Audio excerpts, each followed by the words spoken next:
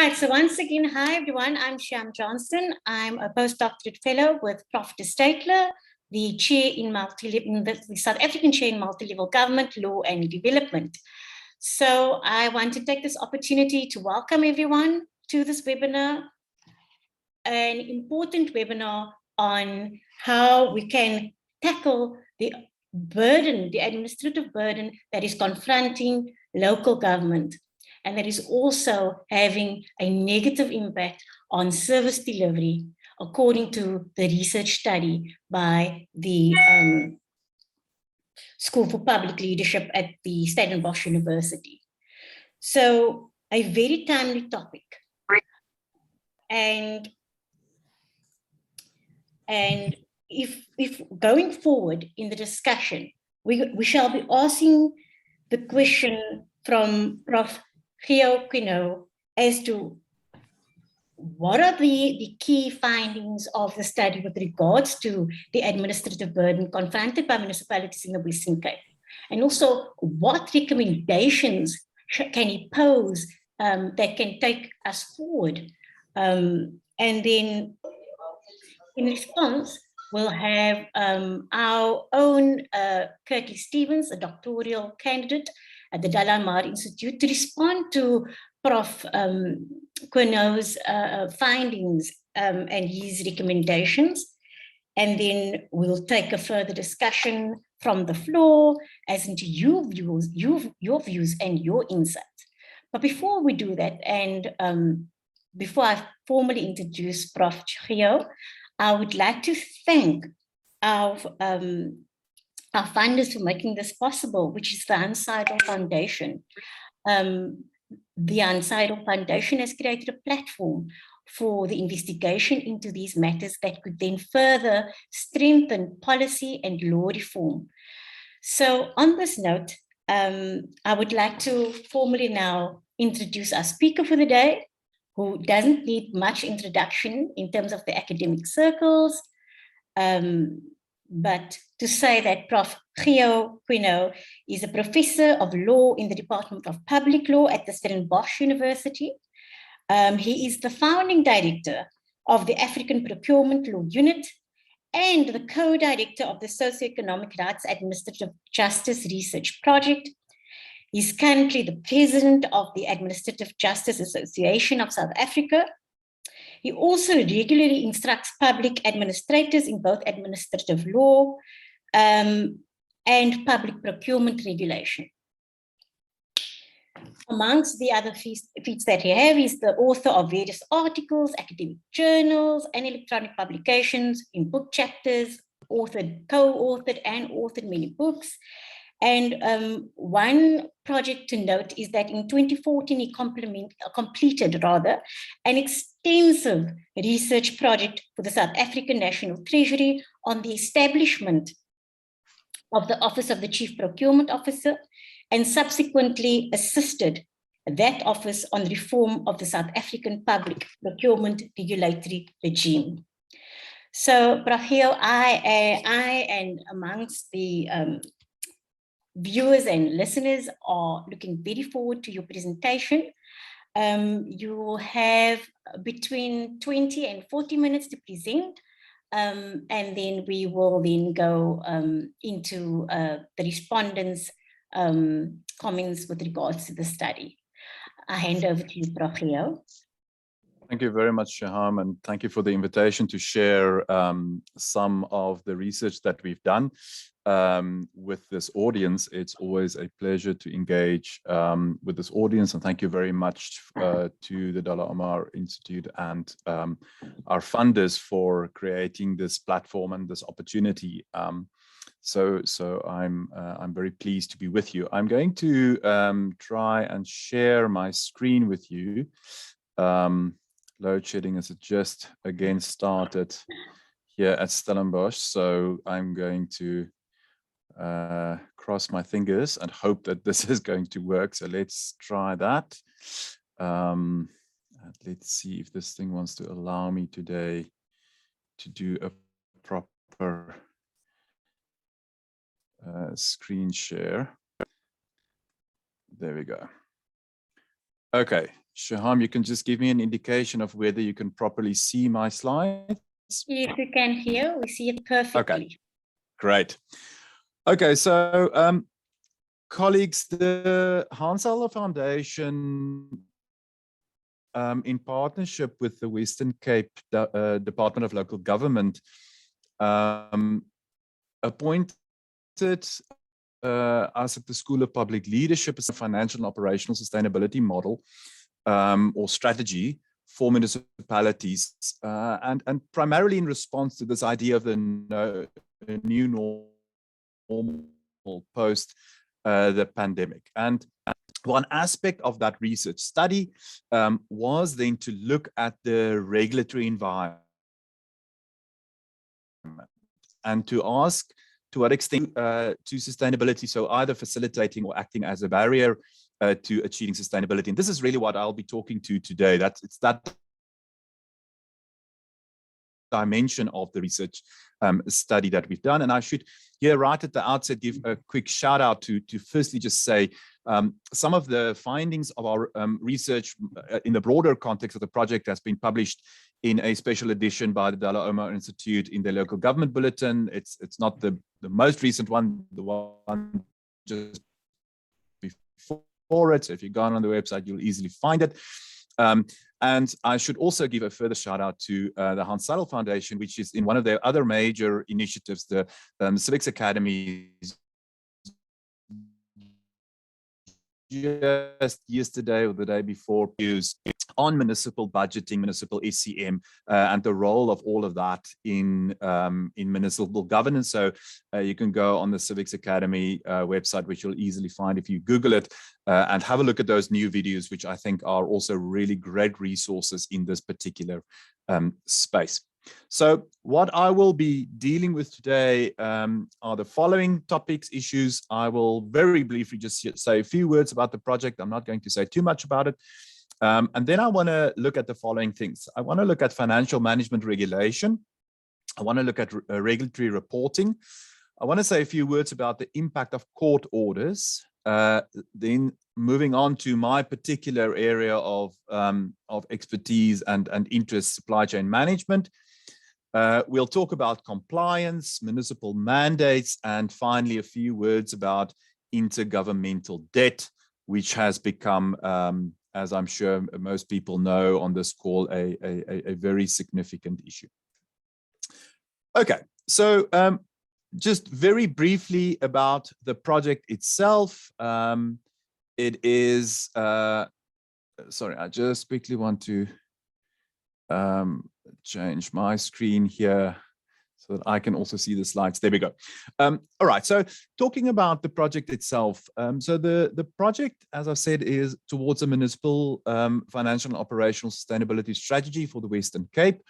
And the objectives of the study were really to capture the pre-pandemic fiscal sustainability trends by synthesizing existing research, but then also assessing the short and medium-term impact of the pandemic on fiscal sustainability, and to develop in the end short and medium-term strategic options based on our diagnostics to improve the financial and operational sustainability of municipalities. And we augmented our study of existing reports and existing material with empirical engagements with a number of municipalities in the province. We did this by way of a financial analysis, a regulatory analysis, and then 2 rounds of interviews that informed the recommendations of our report. And as I take you through it, in most instances, I'll also show you some of the recommendations that we've arrived at. Just a word or two about the coverage. We looked at, in our sample, we looked at 6 category B. So those are locals, so 2 large ones, 2 small ones, 2 medium ones. We looked at 3 category Cs, those are district municipalities, and of course, then 1 category A, a metro, which I'm sure you can immediately figure out which one that is.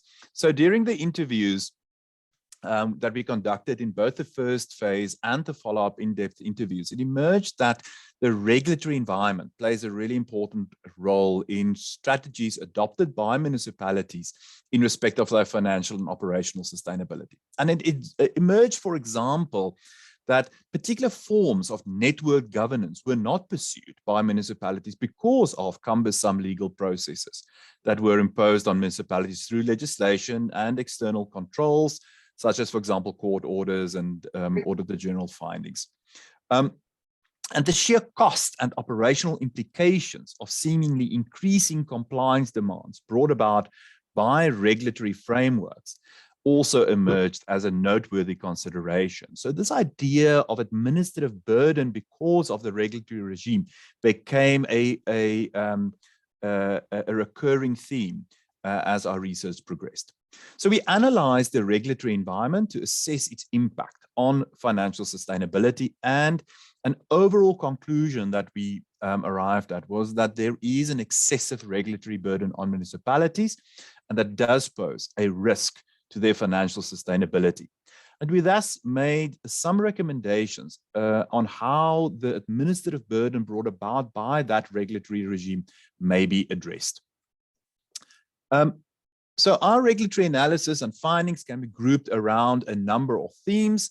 At the broadest level, we had three main themes: financial management regulation, constitutional mandates, and inter-organ of state debt.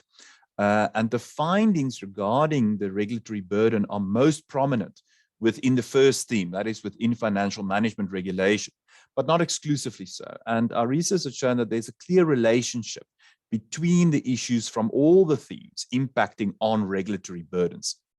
So let us then turn to financial management regulation as the first area of interest.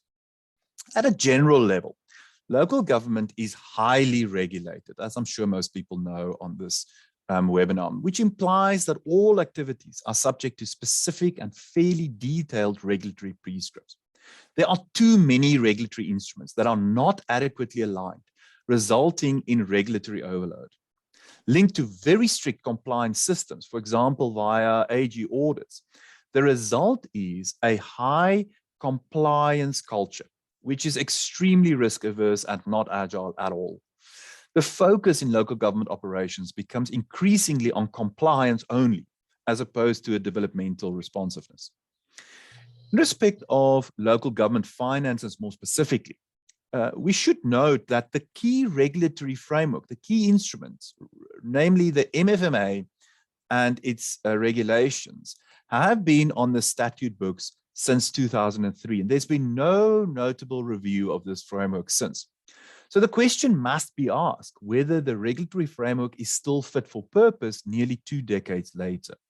And the general sense of increasing focus on compliance to the detriment of service delivery and developmental initiatives suggests to us that the original intent of the public finance framework, namely to allow local government managers to effectively manage, is not being achieved anymore. Instead, the focus of municipal finance framework seems to be increasing on micro-level controls and really just an administrative burden. So the expanding regulatory regime is also characterized by a lack of regulatory coordination. There seems to be very little attention to coordination of various regulatory regimes as they impact at the local government level. And we time and time again came to the realization that when you look at regulatory regimes, the reality is that the rubber hits the road at local government level. That's where you really only see the impact, the effect of the regulatory regimes. And nobody seems to be focusing on the system-wide impacts of distinct pieces of regulation and the regulatory decisions. For example, the impact that NERSA's decisions regarding Eskom rates and municipal tariffs, or the impact of, let's say, the regulation of upper salary limits for senior management on rural municipalities.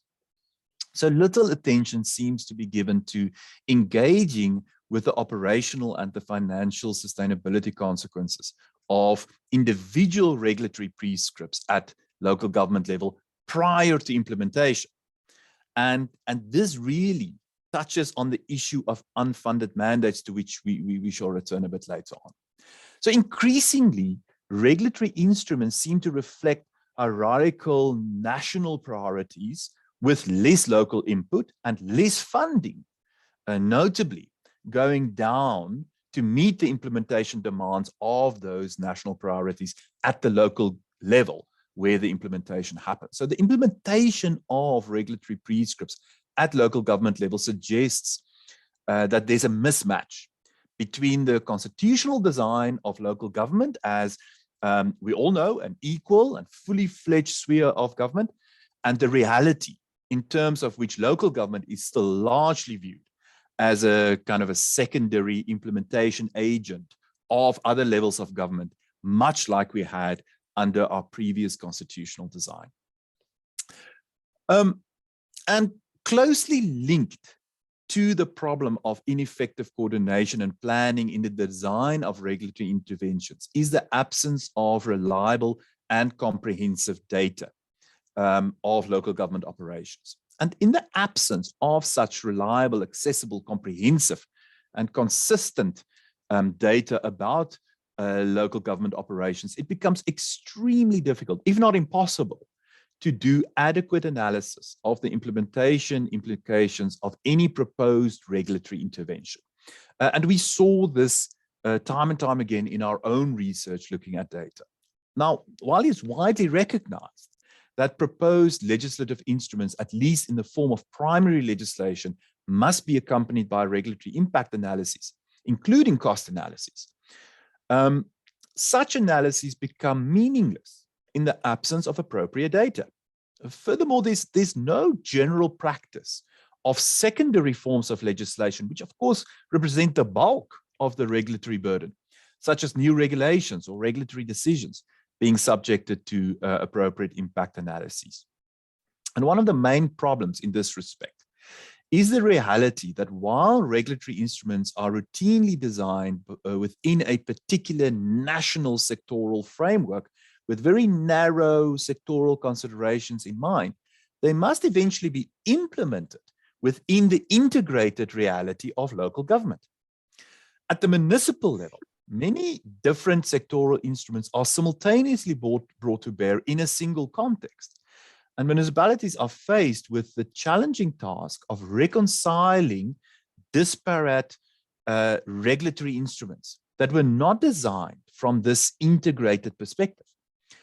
And these challenges do not only emerge from the potential incompatibility or the tension among various regulatory prescripts, but simply from the cumulative effect of their simultaneous implementations, which is the add-on effect.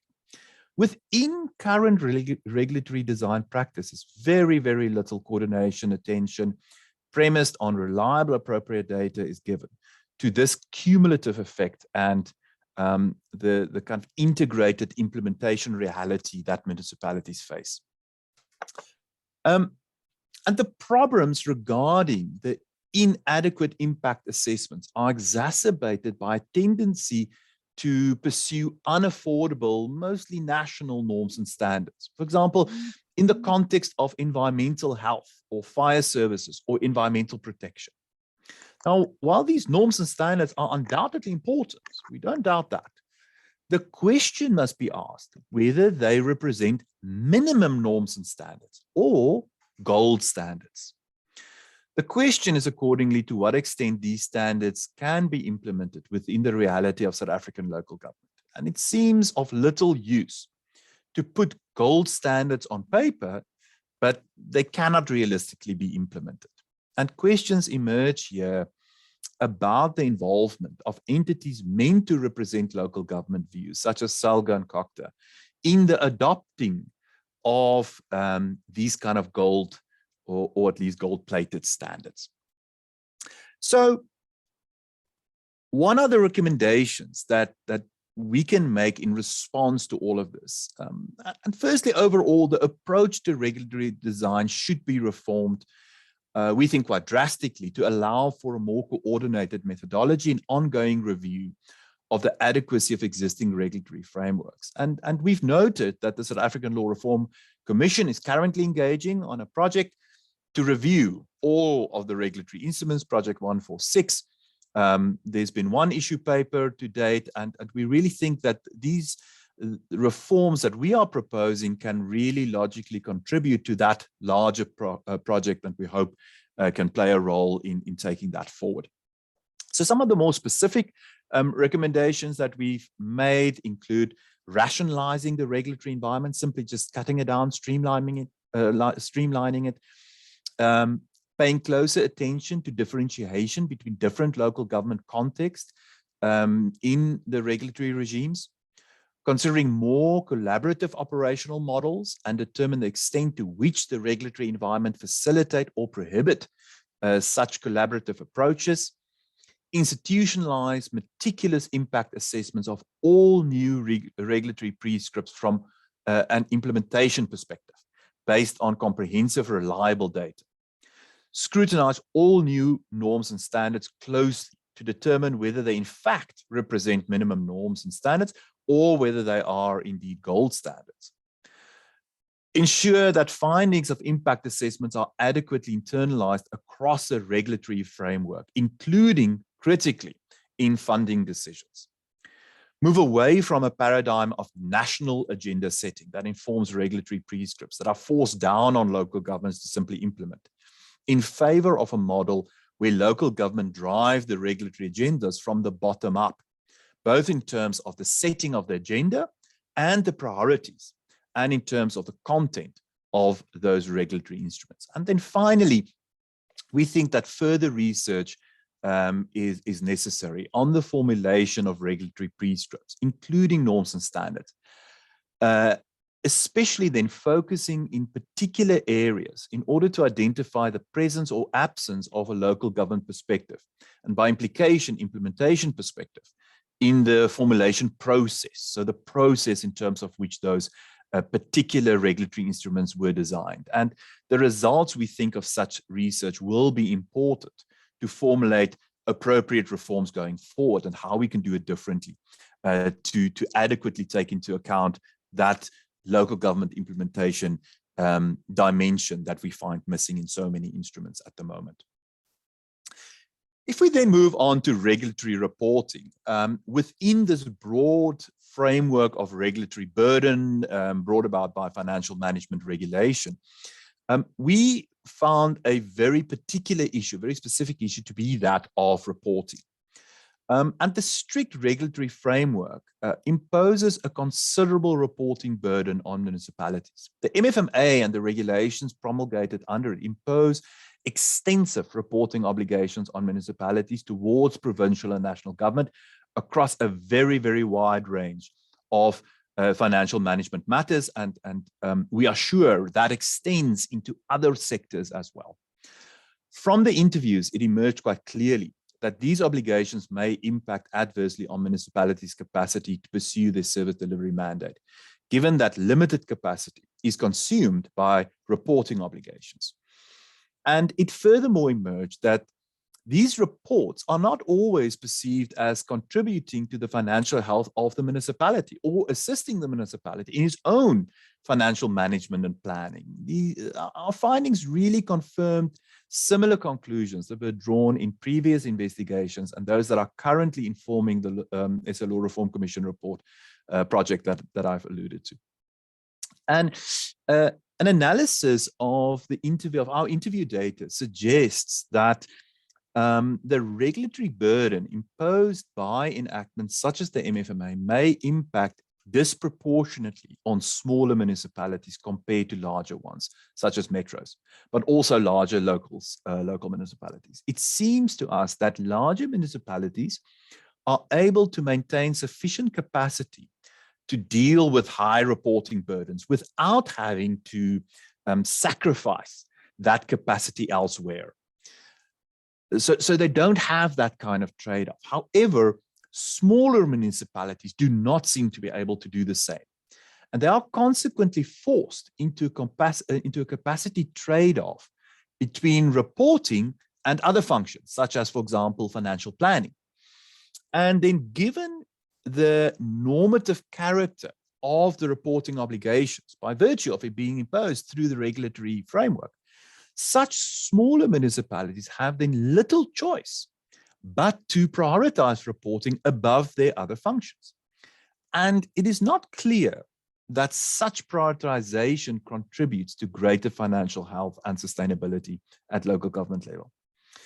This differentiated impact of the regulatory reporting obligations may also undermine the very purpose of the municipal public finance management regulatory regime, namely to address weak financial management at local government level that inhibit service delivery.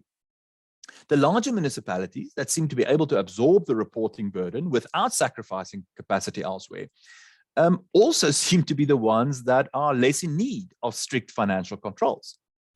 In contrast, the smaller municipalities that seem to struggle with the reporting burden and are forced into detrimental capacity trade-offs may indeed be the very municipalities most at risk in terms of financial management, and thus most in need of strict financial controls. So you see how the incentives are really undermining the purpose of why we even have this. So what are some of the recommendations that we've made in response to these findings?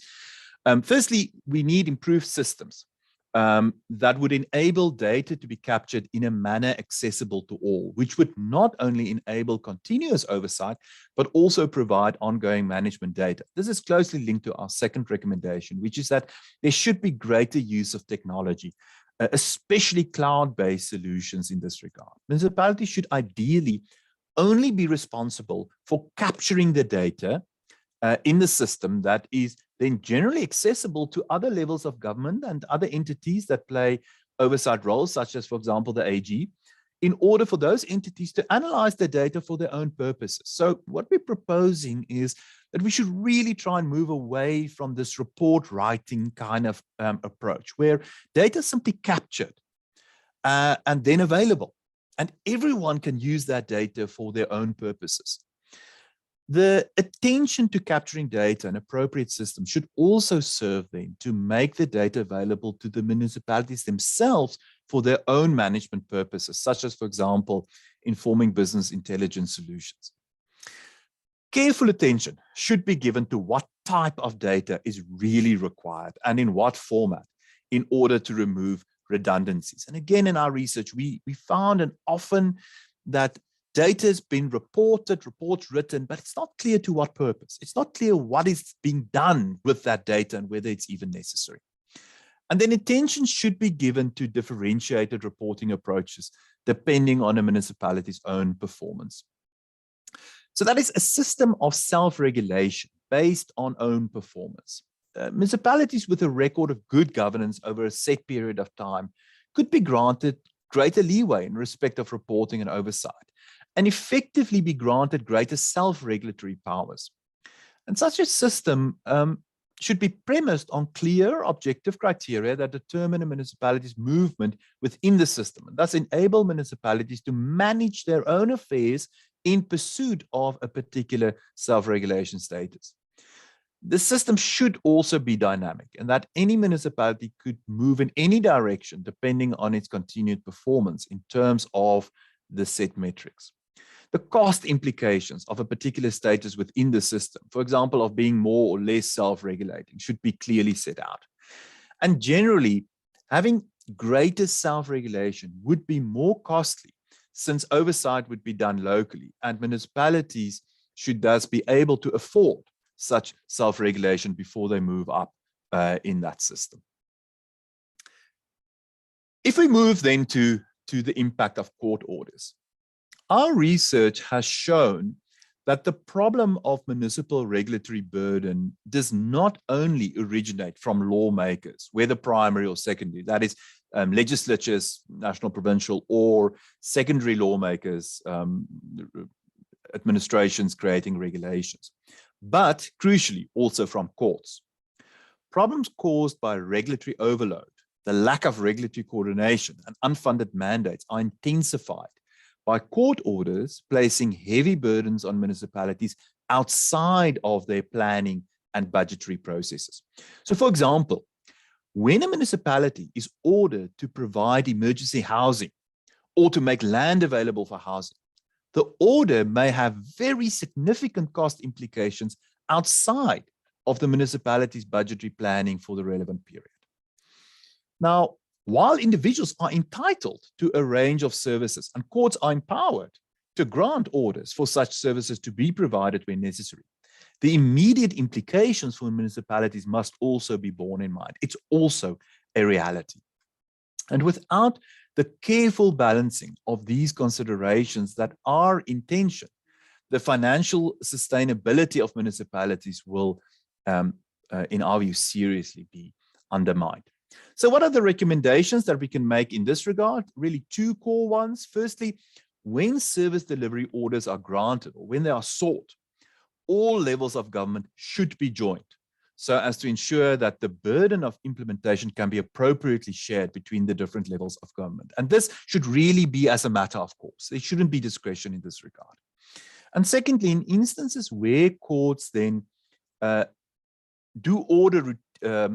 make these court orders and where they routinely result in disruption to municipal planning, a process of review must be initiated to establish the underlying reasons for such disruptions. For example, whether demands made on municipalities in such cases are inappropriate and thus requiring an adjustment to the entitlements enforced in such cases, or whether the planning processes and the budgeting are inadequate to cater for legitimate claims made on municipalities and thus requiring appropriate adjustments in the municipal planning and budgeting space. So where did this problem originate and how can we address it? And such a review process could be initiated as part of an ongoing local government oversight by bodies such as COCTA and SALCA. Turning then to my particular area of interest, supply chain management, it's the one area that really stood out as of particular concern within the broader financial management regulatory framework, specifically when you talk about burdens, and that is SCM. And this is hardly, of course, surprising, as it aligns with findings of, say, the Auditor General, who has, at least for the last 10 years, very consistently noted supply chain management as one of the key areas of risk, not receiving the required attention and hence posing significant risk to municipal finances. And a number of particular areas of concern in relation to municipal SCM regulation emerged in our project. The first one was that of capacity.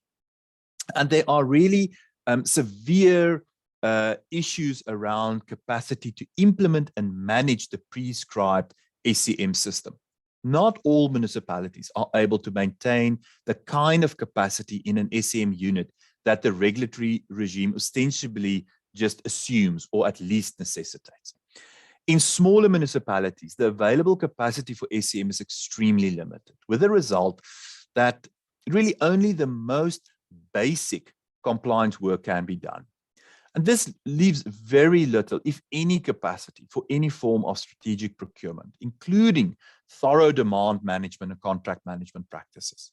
Again, as we've noted earlier in respect of the reporting burden, this issue impacts smaller municipalities disproportionately compared to larger municipalities.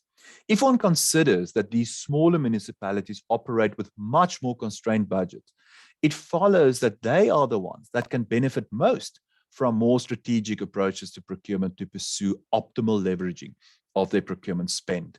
However, under the current conditions and largely due to the regulatory burden, they are the ones least likely to be able to pursue strategic procurement. The same applies to risk in SCM. The smaller municipalities are more exposed to the risk of procurement failures in respect of their key commodities, given their financial inability to cover such risks, which makes the use of strategic sourcing approaches more important in these municipalities. Larger municipalities, in contrast, can more easily afford to mitigate any risk in the procurement of their key commodities. They are thus less vulnerable to such risks.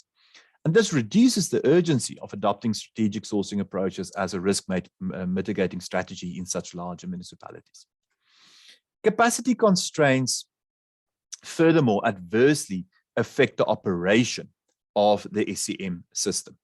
For example, the complexity of the SCM regulatory regime and the high risk of compliance errors that may lead to decisions being invalidated in judicial review applications or found as irregular expenditure by the AG lead to an overly cautious approach by decision makers in the face of any uncertainty in any procurement. And the result is that procurement processes are often grossly delayed. So for example, when a bid adjudication committee considers a tender and compliance questions emerge, the matter will most likely be stood over to the next meeting for further clarification. And this inevitably results in month-long delays in finalizing procurement processes with inevitable cost implications. These delays also impact on a municipality's ability to effectively spend its allocated budget within the financial year. Or another example of the capacity constraints undermining the operation of SCM systems is the requirement in the Municipal Supply Chain Management Regs of 2005 that a BAC, a Bid Adjudication Committee, must consist of at least 4 senior managers of the municipality. However, some municipalities do not have such 4 senior managers that may imply that it cannot constitute a BAC, which of course cannot be. The effect would be that the municipality cannot award any bids. And in order to avoid this problem, the Minister of Finance issued a general exemption to municipalities in 2020 from compliance with this BAC composition requirement, where the municipality does not have 4 senior managers approved in their organogram, and allowing such municipalities to, quote, utilize senior managers from neighboring municipalities to serve on its BAC. Now, this arrangement raises as many questions as it solves. It is, for example, not clear at all how these visiting managers will be held accountable for their decisions on the BAC, given that they are not employed by that particular municipality.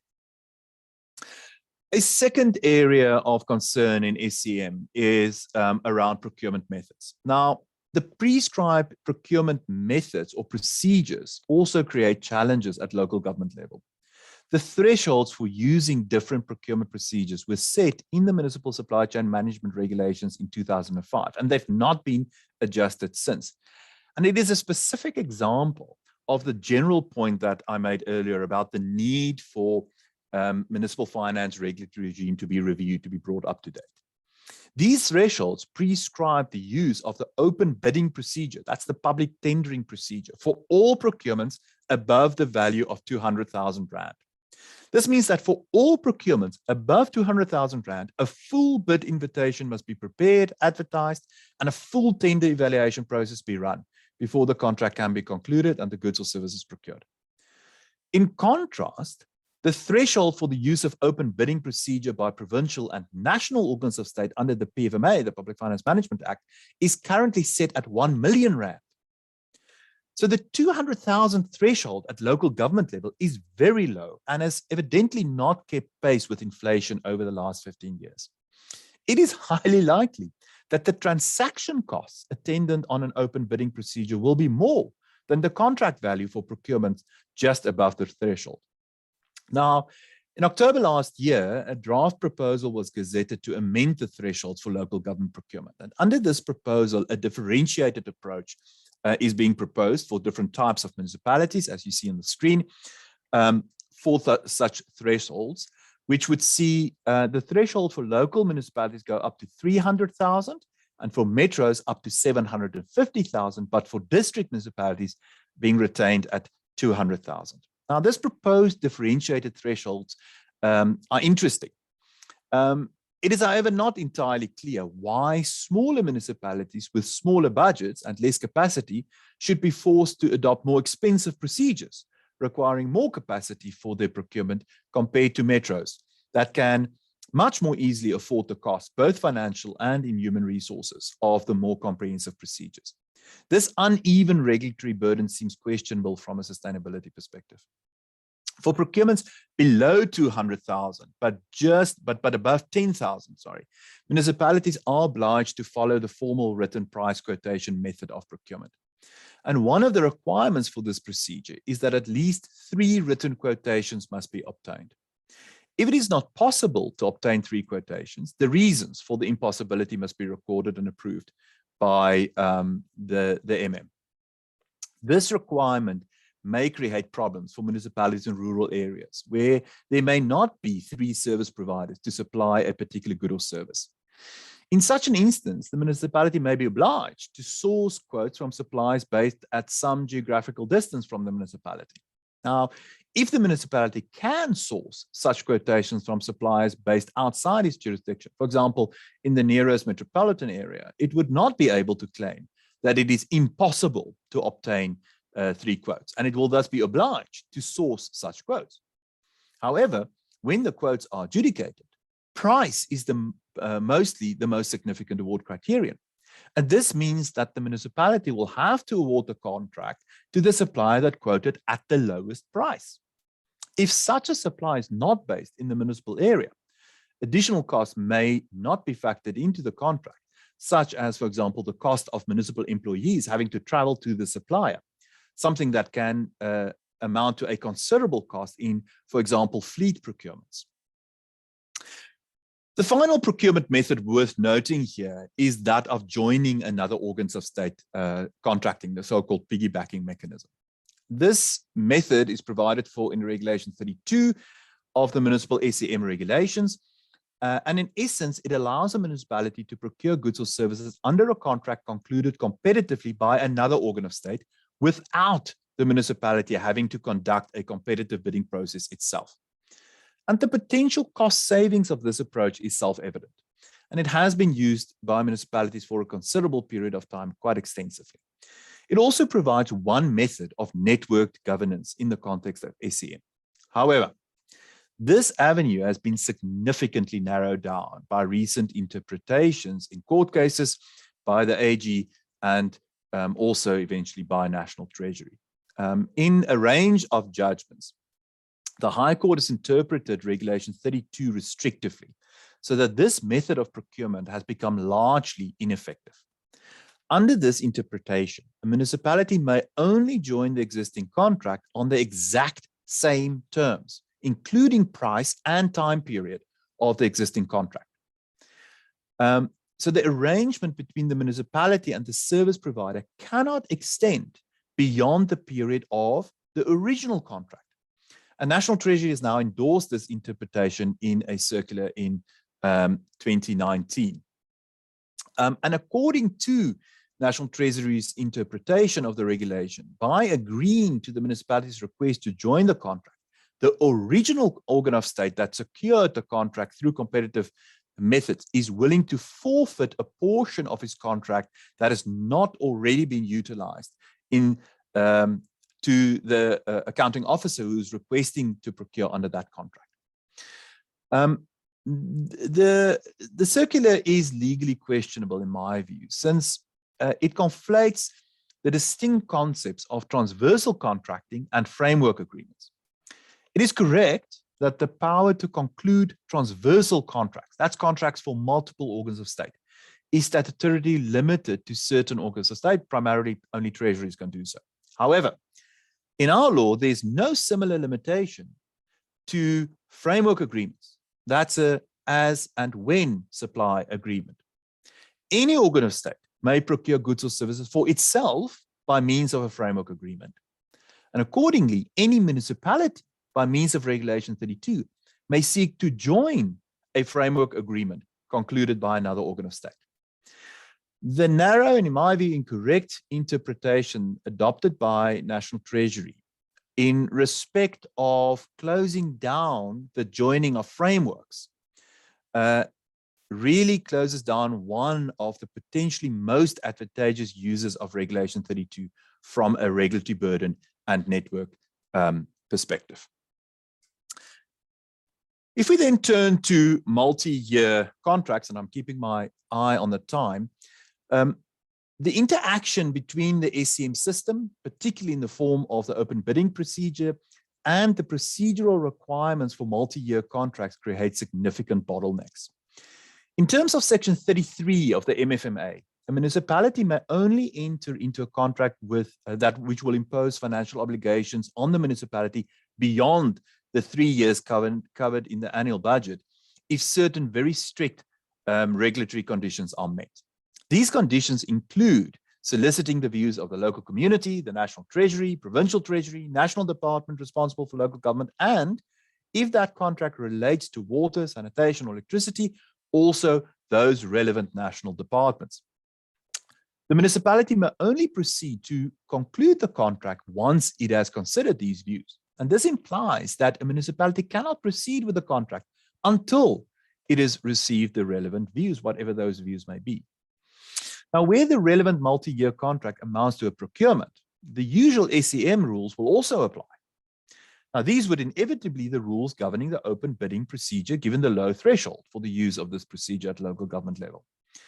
The municipality will thus have to go through the extensive process of formulating the specifications for the contract, including the terms of the contract, advertising it, evaluating, and finally adjudicating all bids received before it can take a decision to conclude the contract. But these two procedures do not readily coexist at a practical level. To comply with both sets of rules, the municipality will have to seek input on the draft contract it wishes to conclude before it advertises the bid, since it cannot change those terms after it has published the bid invitation. At the same time, the municipality would not know the price it will pay under the contract at this point, since that will only be determined once the preferred bidder had been identified following the adjudication phase of the procurement. At this stage, and before actually awarding the bid, concluding the agreement, the municipality may ostensibly again be obliged to seek the views of all the listed parties in order to meet the conditions in Section 33. Now, this is quite evidently not a feasible way of concluding agreements. The significant delays caused by the multiple regulatory requirements will most likely make this type of arrangement unworkable in practice. However, entering into longer-term contracts that would allow for stable supply and the establishment of effective working relationships between suppliers and municipalities may in many instances be a superior way of acquiring goods and services. It would certainly aid sustainability by reducing the administrative burden of having to go through annual procurement processes, increase network ways of supply, and allowing greater planning certainty by locking in the terms of the supply. So some of the recommendations that we make in response in relation to SCM are overall, a thorough overhaul of the SCM regulatory regime. The current proposals for such an overhaul, as represented in the draft public procurement bill published last year by National Treasury, are completely inadequate in addressing any of the SCM concerns that we've identified at local government level. More specifically, we recommend adopting a regulatory regime that is more flexible in the way that it should be applied in different municipal contexts. This must include rules that are suitable to the context of rural SCM. Rethinking SCM regulatory approaches that are currently focused on individual municipalities rather than any form of collaborative approaches.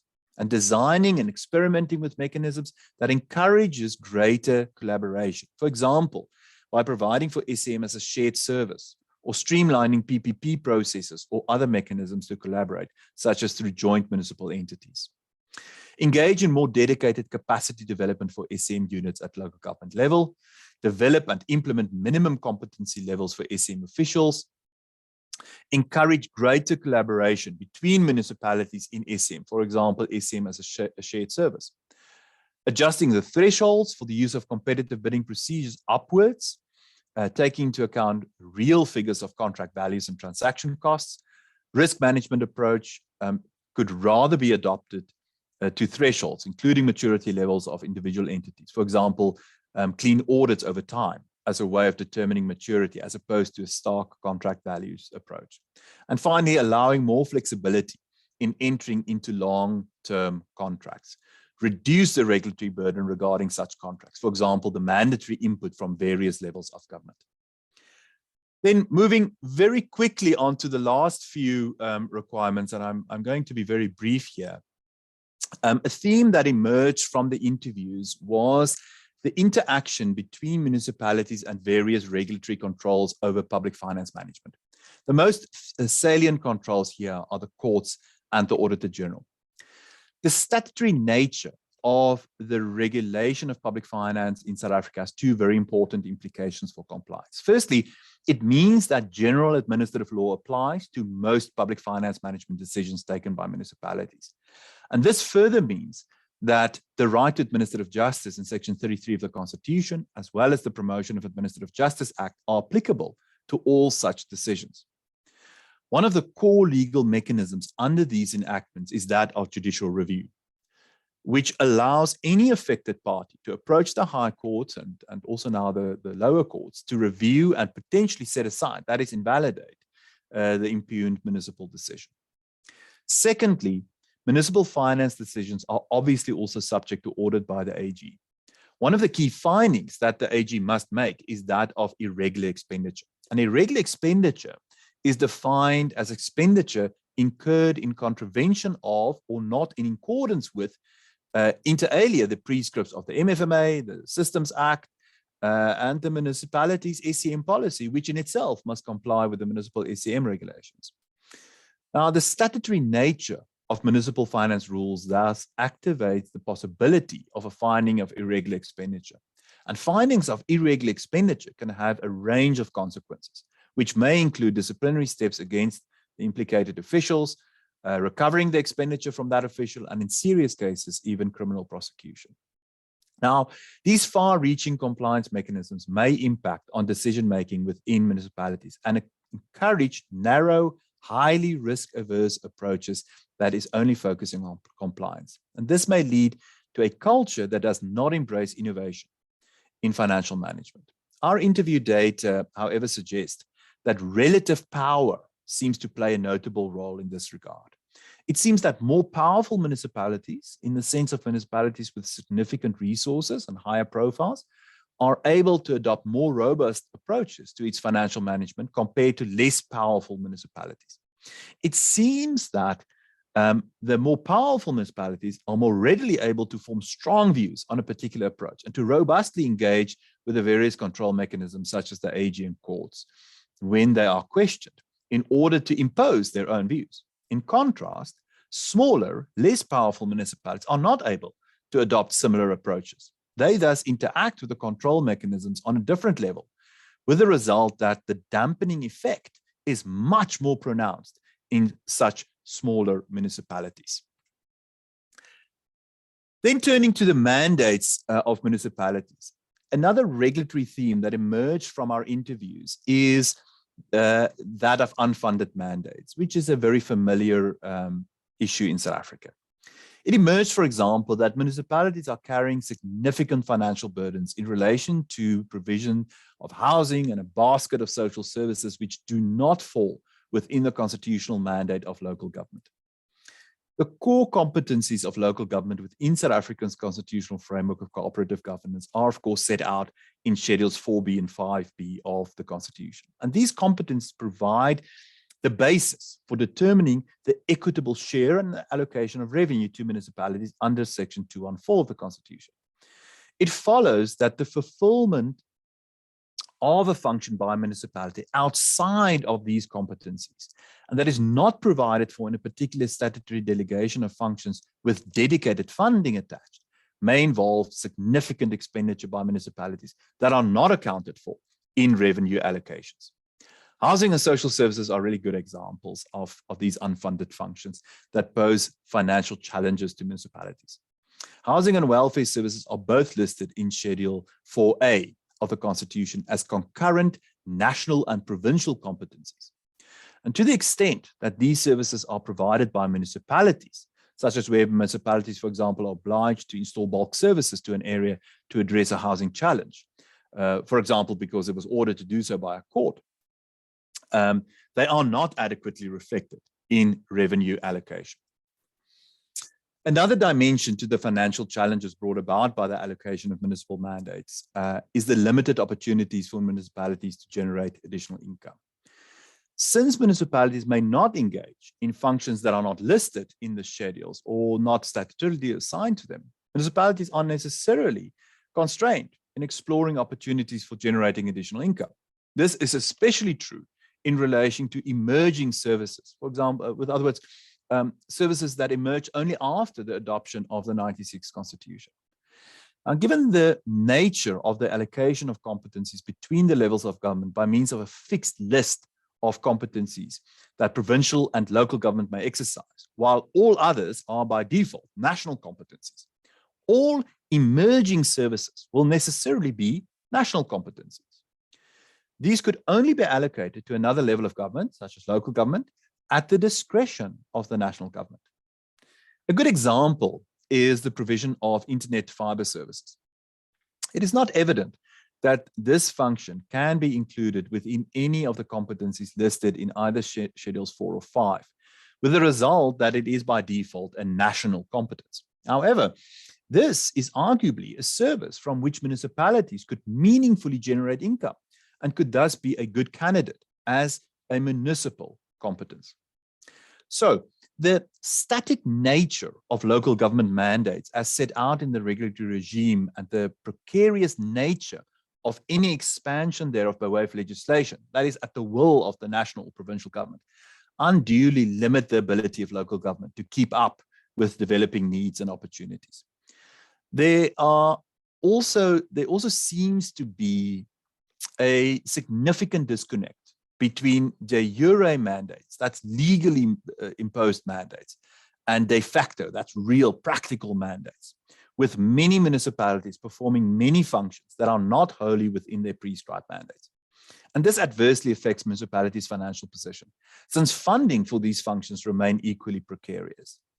There thus seems to be a significant disconnect between regulatory administrative burden and funding.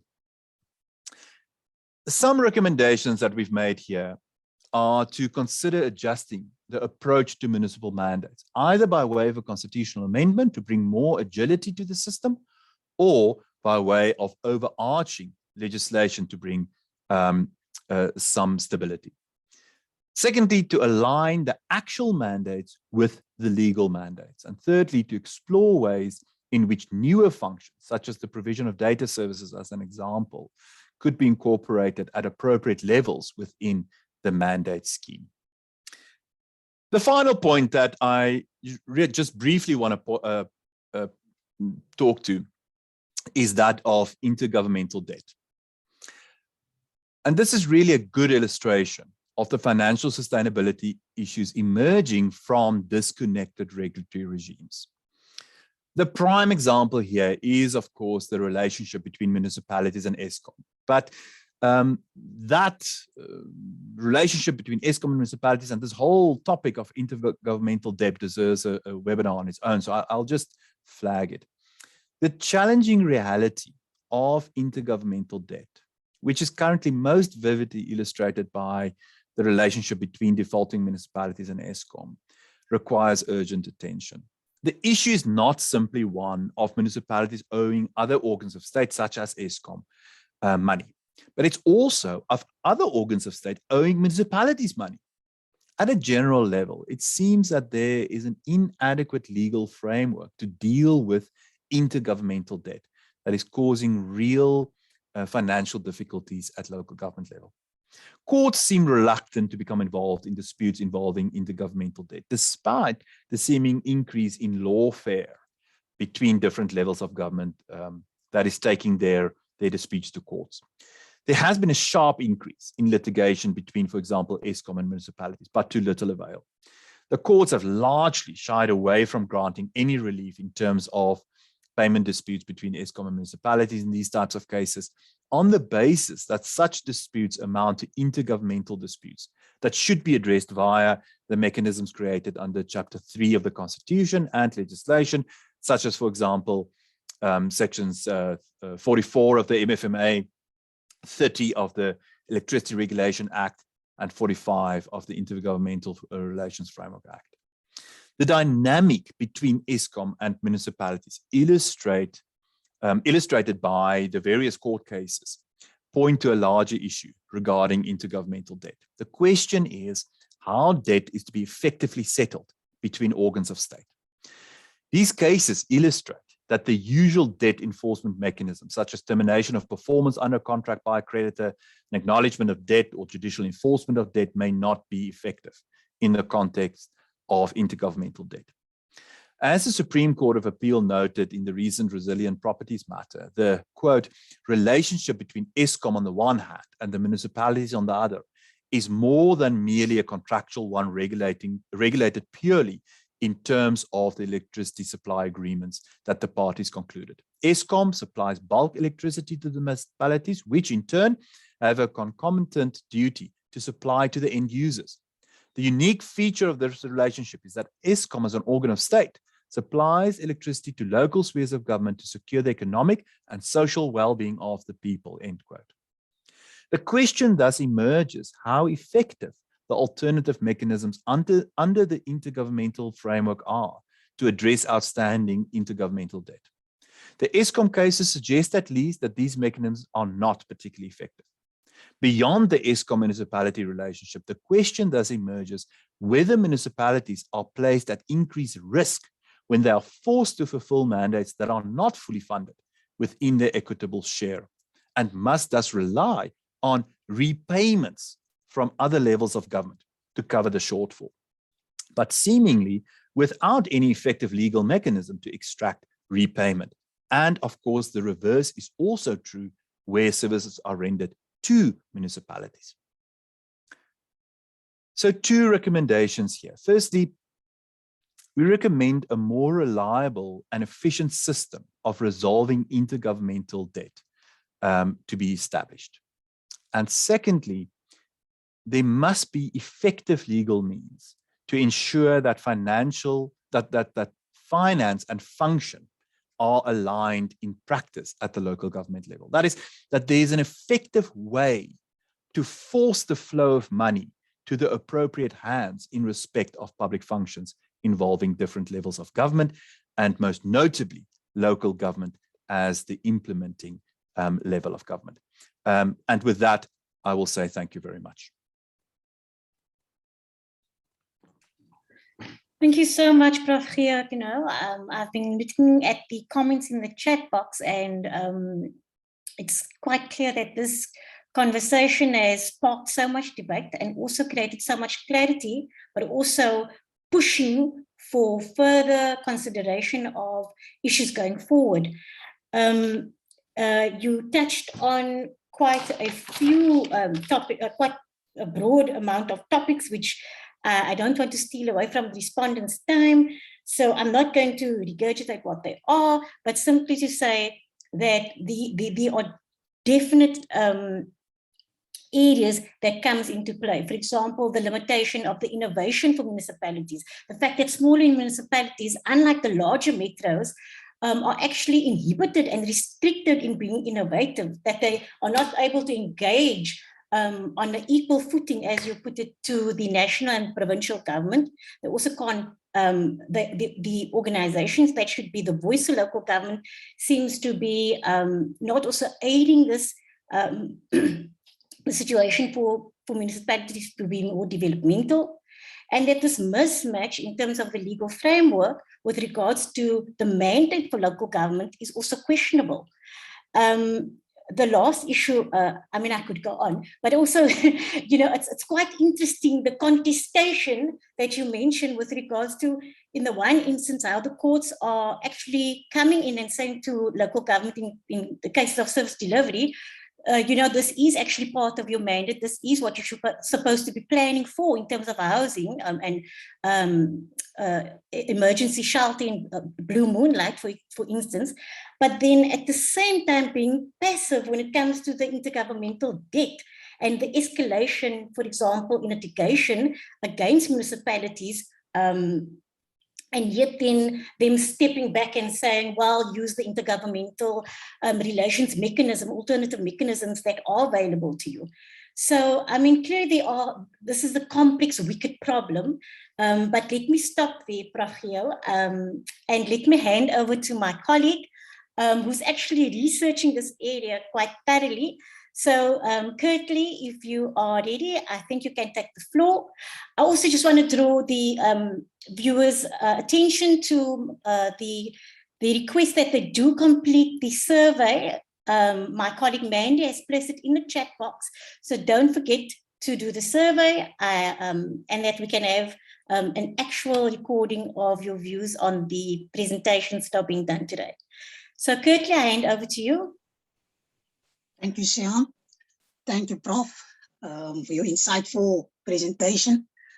Like you mentioned in the report and in your presentation, that this problem of streamlining administrative burden on local government is not a new problem. In fact, I must compliment the Western Cape government for putting this issue on the political agenda once again. Back in 2009, at the Intergovernmental meeting, former Premier Hanns Seidel draw this issue once again to the attention of the President Zuma at the time, at the Intergovernmental meeting in 2009. So it placed this issue on the political agenda of administrative or the regulatory burden imposed on local government, which impedes their ability to render services. And the president then instructed COCTA to take on this matter and to investigate this particular issue. That was in 2010. However, that study dismally failed. It collapsed because the complainants in this case, which is municipalities, haven't had the appetite to participate in this law reform initiative. But I will get to that in due course as well, why these earlier regulatory reform initiatives failed.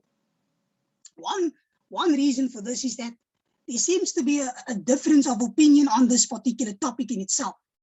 On the one hand, National Treasury and the FFC is asking for more information via regulation.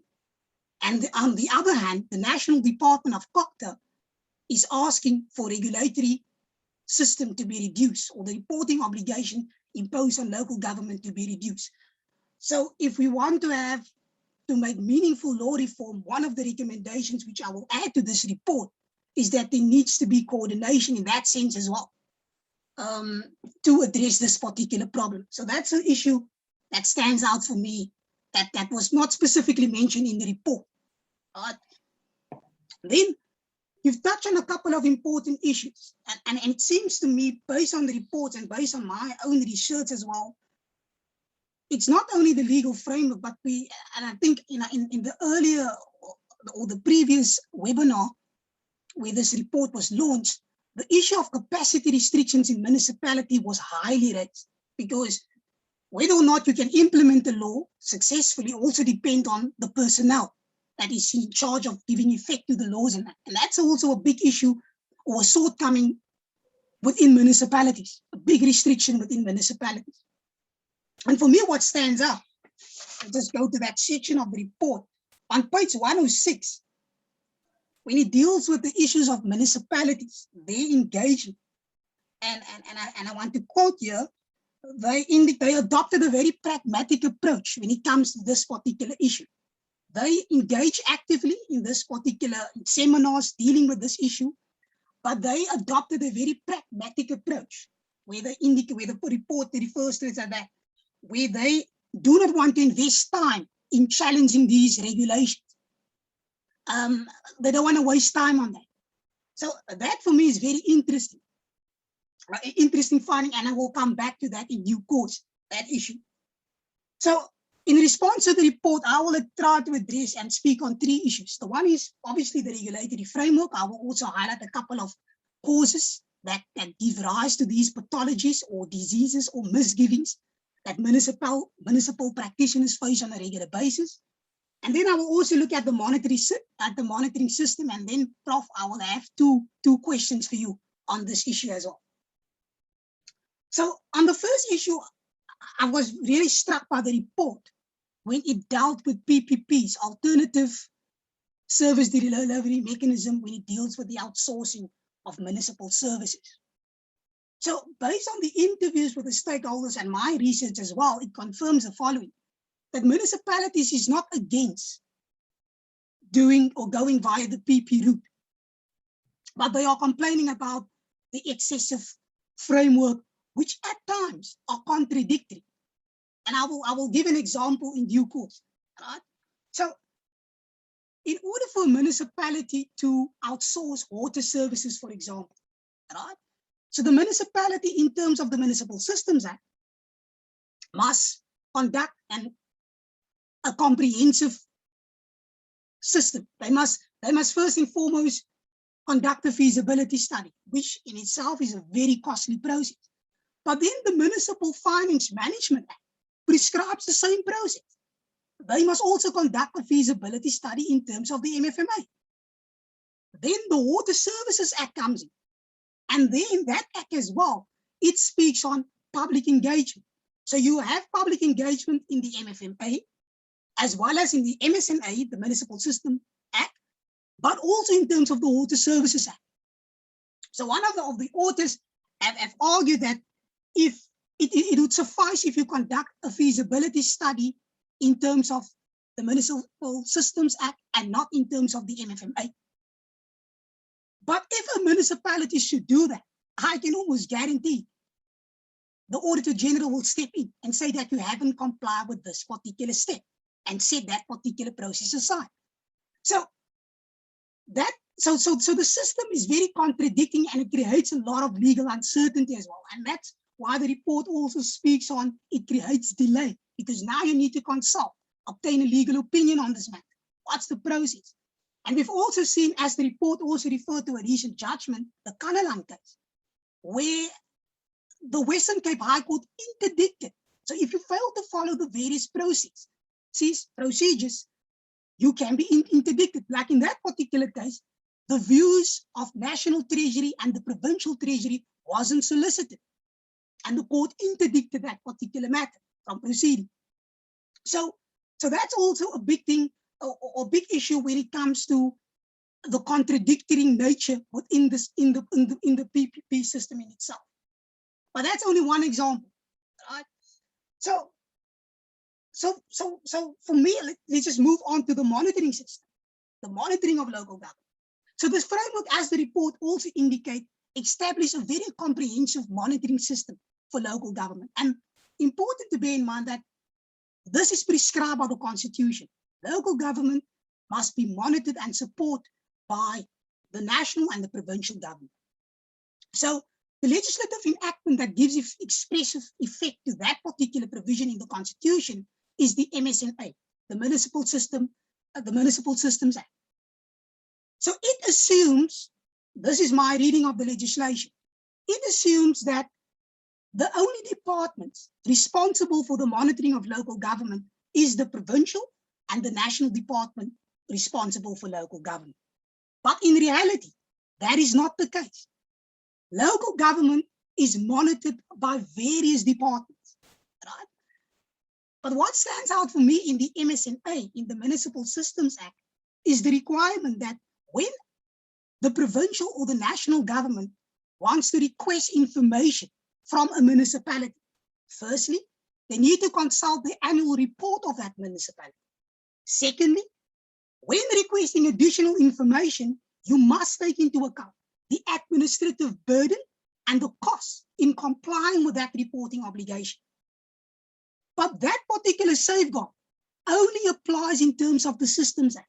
It doesn't apply, so that safeguard doesn't apply, for example, to in terms of the Police Act. Like, for example, in terms of the Police Act, the Commissioner of Police can request information from a municipality without complying with that requirement, looking at the administrative burden and that. So there's a lot of fragmentation when it comes to the monitoring system in itself. So that's also an issue that I would like to add to the report as well, something that I picked up in my research.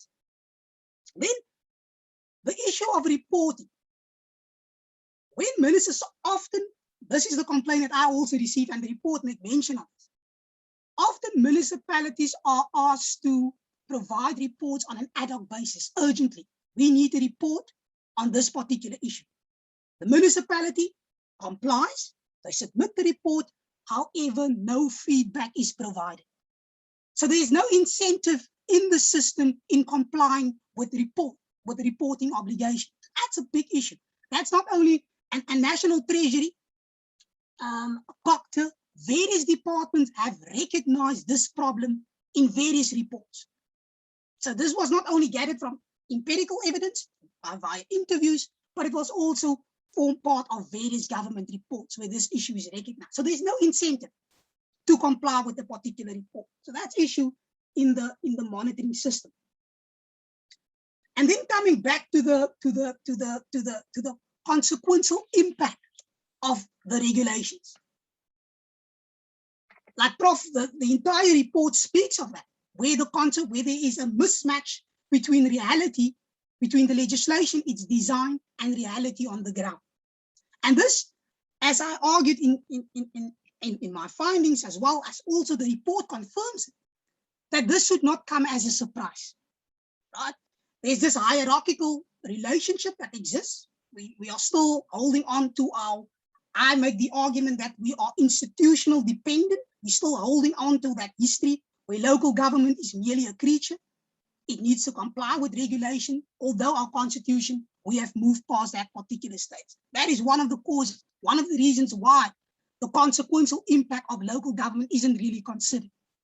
A most recent example was also the municipal cost containment regulations, where there's allegations that this set of regulations was stable for comment, but the entire set of regulations, when it appears on the statute book, is completely different. And Salga is making the argument that they haven't been consulted on that set of regulations. So consultation is also a big issue at local government level, where the national government do not take into account the views of local government in itself. But more importantly, Prof, the report also touched on that in its recommendations as well. It speaks to issues of regulatory impact assessments.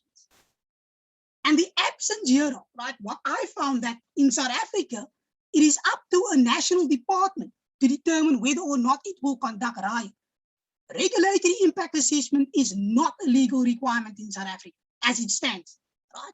Although in various other countries, there's movement that this should form part of the legislative making process. But in our case, it is merely discretionary. And that is a big shortcoming in our regulatory framework or in terms of the making of laws in South Africa. And then when Prof, the report also speaks on the cumulative impact of the regulations. And this comes over time where governments simply just reach out for their regulatory toolbox.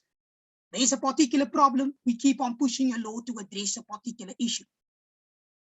But in this, and Prof, you make mention of it, as well as in the recommendation, we do not do adequate law reforms in terms of reviewing the adequacy of legislation.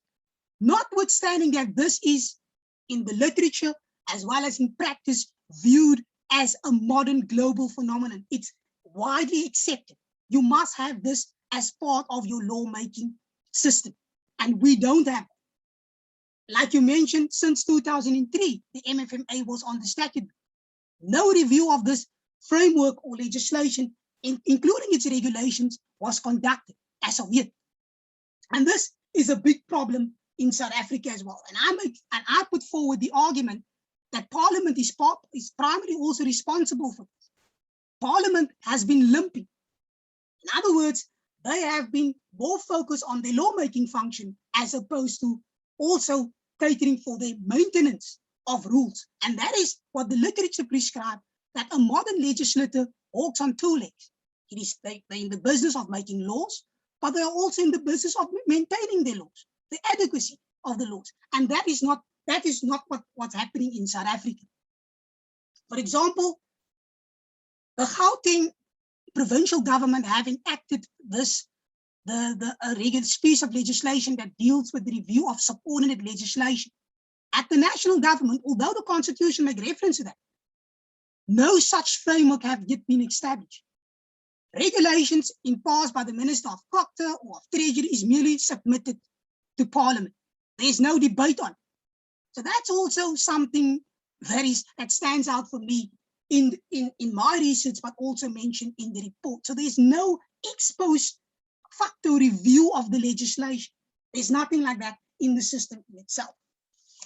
Then, just to come to my two questions, Prof, on the report itself, you spoke on issues, the institutionalization of RIA, and I fully agree with that. That was also one of the recommendations made by the FFC in their study as well. So most of your recommendations re-echoes what have been done in previous studies, and it's important. So my question is, I have two questions. The one is, given that the requirement that municipalities, that when, in the case, to what extent in the interim, to what extent can municipalities, what judicial remedies is available to municipalities to challenge regulations or notices which give rise to duplicative obligations? Is there a judicial remedy, going back to the MFN or to the Municipal Systems Act, which prescribes that when you request information from a municipality, first consult the annual report, and then you must take into account the administrative costs imposed on the municipality when complying.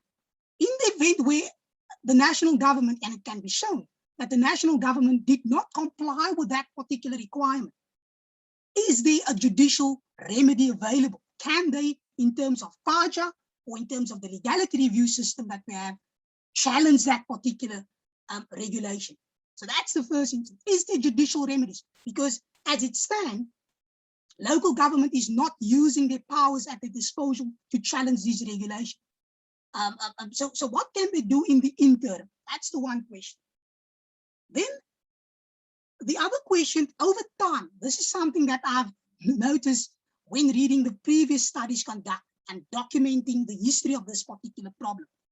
Government for a long time has been using shorthand phrases to categorize or to label the problem as at hand.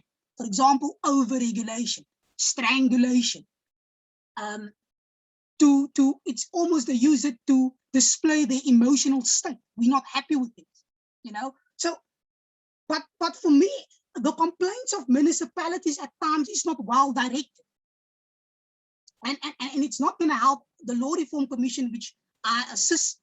It's not going to help the Law Reform Commission to identify those regulations or those rules that are problematic. At times, they are not direct in their problem. Like we are having a problem with this provision and not the other provision. So that is also a big problem. So my question is, to what extent, Prof, is our legal system or the way in which we are making laws a cause of this particular problem?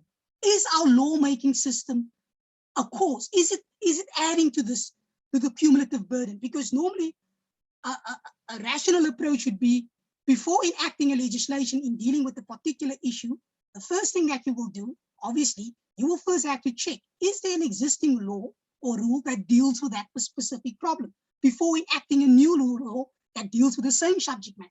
So do we have such a system in South Africa? Because this is prescribed in international literature as well as in practice. So those are my two questions, Prof. In response to the report, and I must thank you. It's going to be very beneficial to my research, and I will definitely take it further. And what I've also found, Prof, is that especially in the Western Cape, municipalities are eager to participate in this particular by getting interviews, but in the other provinces, I find it a bit tough. And what municipalities need to realize is that it's only going to be to their benefit, you know, yeah. because and like Prof also mentioned, we need empirical data to understand the impact of a written law, and we need to go behind the written law to understand its impact. So thank you, Prof. Thank you, Siam. Thank you so much, Kirtley.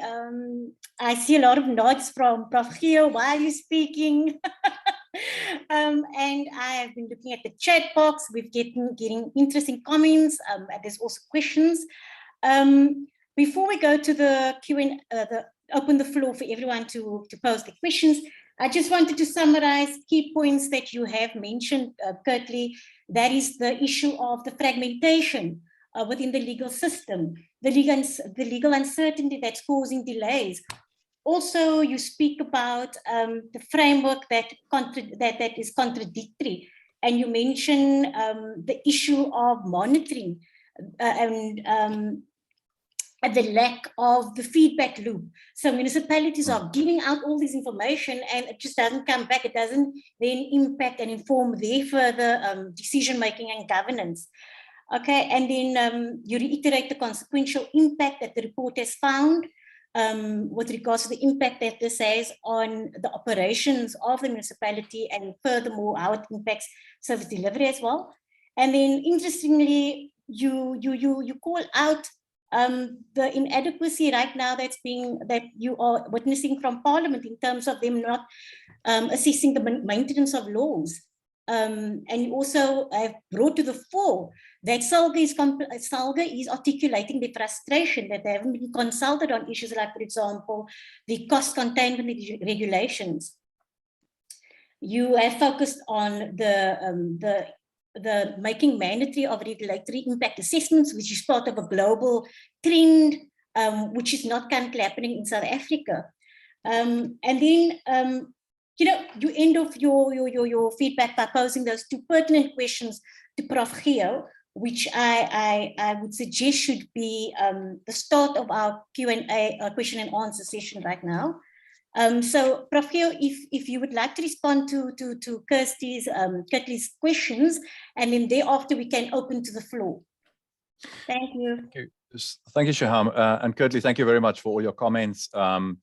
I should also say, and apologies for not doing this right at the outset, I certainly cannot claim all the credit. I must give a shout out to all my co-authors. We were a big team. A number of them are on the call as well. I see Diana is here, and I see Tanya is here. So we were quite a team.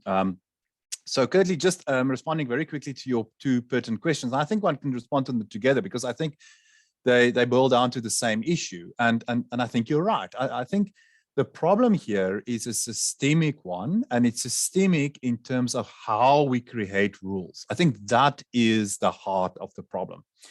And I think behind that problem lies, I think, where you also started your comments, and that is that despite us being, 27, 28 years now into a new constitutional dispensation, and how many years after the Constitutional Court in the Fetscher case, 21 years after Fetscher, where the Concord has made it crystal clear what the relative status of the various levels of government in South Africa are, we have still, I don't think, yet fully moved on from that old idea of local government as just the implementing agent, as just our little hands here on the side, is not a true partner. And I think with all these years experience now and a lot of information, a lot of cases on the table that can build these kind of arguments that all of us, I think, are making, I think it's perhaps time for us to revisit at a macro level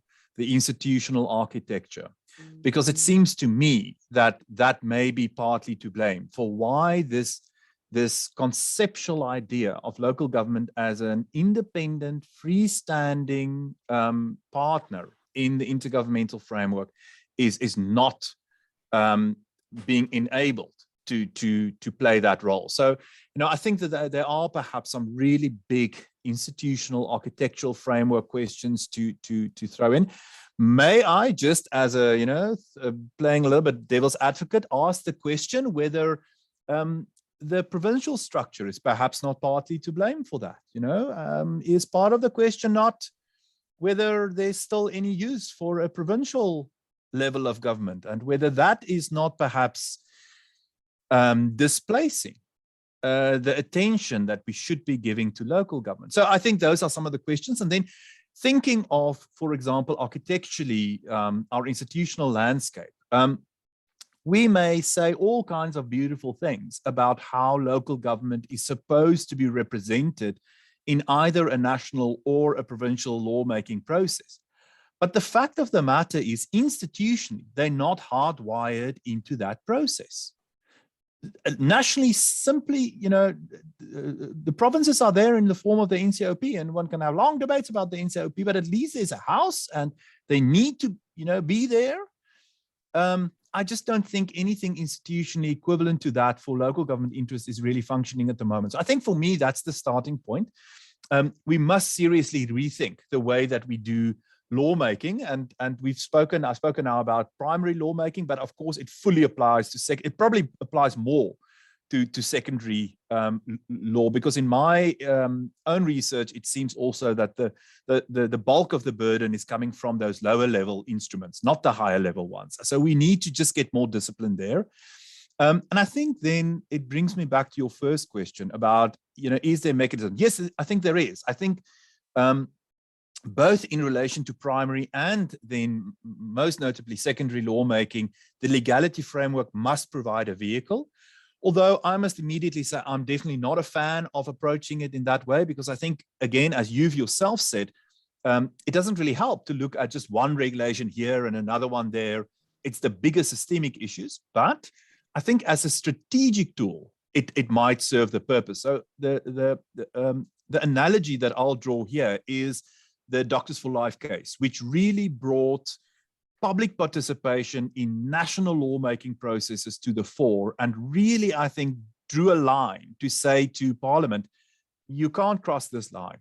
This is your standard. So perhaps in answering your first question, a good strategic approach might be to bring a few cases like those, using a particular instance just as a test case, but to drive the principal point home that if you've not adequately, really, truly, substantively engaged local government, and you can show how you've internalized that input into the end product, then whatever you've created is not going to pass constitutional muster. And that might just, grease the wheels so that we can put this process in motion so that we can get to a better process. But to finish off, I think, for me, the overarching point is really that we need to interrogate, and this is the work that I think all of us are trying to do now. We need to interrogate what are the underlying reasons that all of these things are just symptoms of, and addressing the symptoms are not going to heal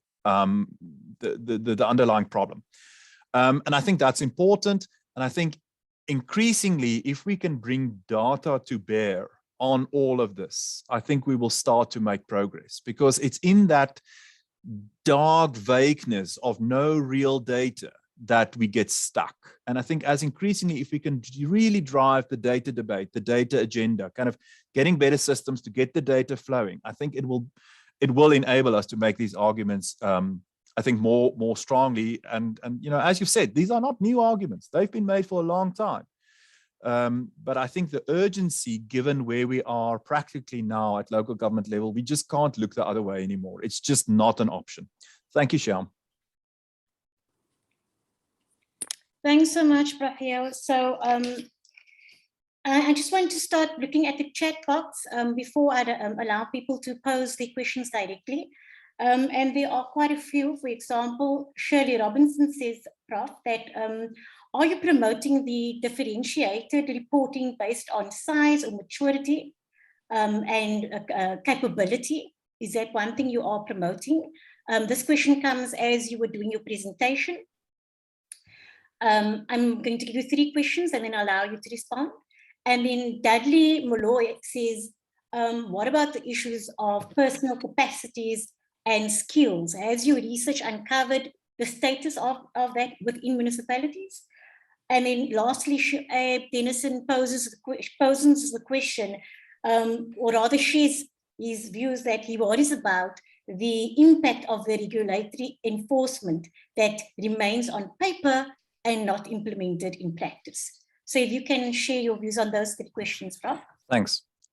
Thank you. And let me give an early warning to my 2 colleagues, Diana and Tanya, that I say also, because I think they may be better placed to talk to the capacity issues. But let me start, and then they could definitely jump in. So just firstly, on the question of what do we use to determine differentiation, I think that's a debate that we can have. I don't think we are married to any particular metric. I think the important point, the underlying point for us, is that there must be differentiation. It can't be a one-size-fits-all. It doesn't work. And the simple ABC is also not nuanced enough.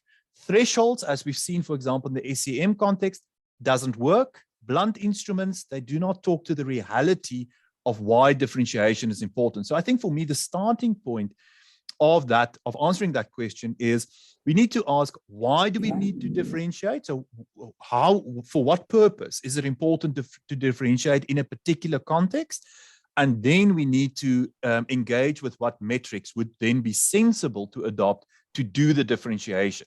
But falling back on blunt instruments, ABC or a threshold is nonsensical. One of the things that we've suggested that we think can work is to look at maturity. Remember, our report was very much written within the context of financial sustainability. So that's our context. And we are simply arguing that in that context, if you think about a regulatory burden in the context of financial sustainability, then surely the maturity of a municipality in terms of its own systems, as then reflected in robust oversight mechanisms like, for example, an AG report and many others, budget spend, et cetera, could be an important mechanism to give us a sense of the maturity of that entity at any given point in time.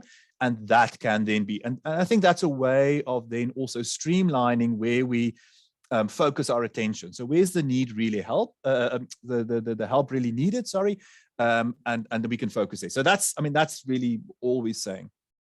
On the second point on capacity, yes, we did look at capacity. So it's a whole different part of the overarching report and project. We specifically looked at the impact of capacity, the lack of capacity, both in terms of vacancies, which we think is a key metric. It tells you a lot, but also then where you do have people, but like minimum competency levels, those kind of capacity questions, we certainly also looked at that, and we do think that those are critically important and should be viewed in an integrated manner with all the other things that I've spoken about. So again, I think that's an important metric.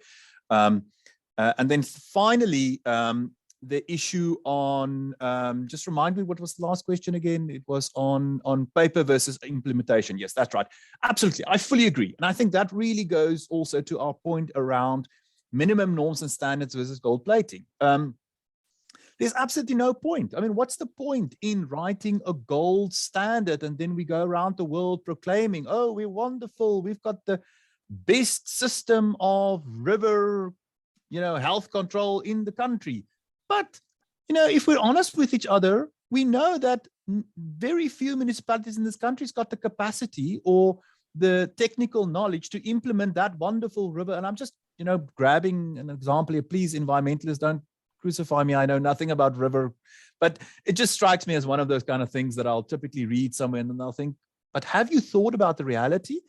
So absolutely. And I think that brings me back to the question that Kirtley and I have both been, pushing to say that before anything can be adopted, let alone implemented, just adopt it, before it can be written on a piece of paper and it gets that stamp of approval to say, yes, we're going to go with this. There needs to be a proper actual impact assessment done on actual data that can show us what is the cost going to be, can we actually do this? And we know, all of us know, that in all of those instances, there's going to be a trade-off. We can't just add, it's not possible. When you add a new job to a municipality, what are you going to take away? Or are you going to give them more money? But unless you can answer those questions, then I think a piece of regulation should not even get onto the paper. Then it's an idea, but so for me, I think, Kirtley has made that point, that is a paradigm of how we make rules. And unless we get to that point where that is just an absolute essential part of how we make rules, we are always setting ourselves up for failure if we write these beautiful things on paper. Shiham, let me just quickly, I don't know, Diana, Tanya, I've quickly tried, there's many people on this call, so I might be missing one or two of my other Levert, you're here as well. Anything that you perhaps want to just add on the capacity issue? That's not my, Tanya's there, please Tanya. I mean, that's not my particular area of expertise, but perhaps Tanya can give us much more insight. Look, I didn't want to comment on the issue of capacity per se, but I did want to just comment on differentiation and to also speak to Shirley Robinson's point on maturity. So maturity is important, but what we were focusing on is the risk cost dynamic. And so obviously maturity would be one underlying